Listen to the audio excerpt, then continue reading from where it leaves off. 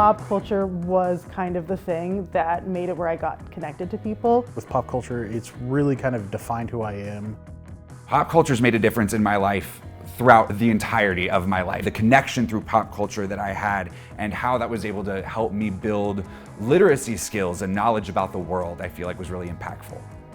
PCC's mission is to inspire a love of learning, increase literacy, celebrate diversity, and build community through the tools of popular culture and the power of self-expression. So really that means we use tools like comics and board games and video games and cosplay to build that love of learning, to build those literacy skills and teaching them those academic skills through either analyzing the pop culture that they love or learning how to create it themselves.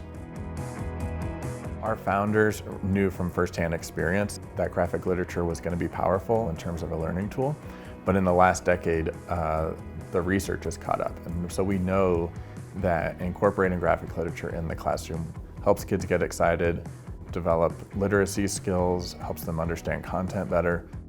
As an instructor, when you use pop culture, I think it gives you some ways to connect to your kids using the things that they are excited about, the things that bring them passion and joy, and that helps you create deeper connections with your students, and it helps you really build those relationships that allow the work to happen. I think it's really important to meet kids and teens where they are, and we have so much noise and distraction to fight through. Organizations like PCC are that bridge to help the rest of us get over that gap. I think that's really important. I mean, to expand the knowledge of your students in any way, shape, or form. I think that's all teachers really want to do.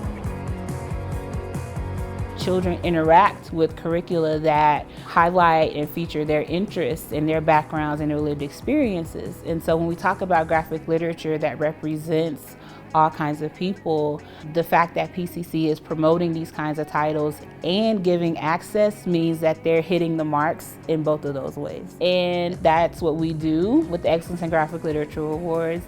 There are lesson plans and worksheets and materials. We also have blogs. And we do professional development for teachers to help them feel more comfortable in how do I take a game or a video game and put that into my curriculum. That's the really cool stuff that happens for a lot of the educators, is when it starts getting used and it really works, and then they can make their own curricula with what we have.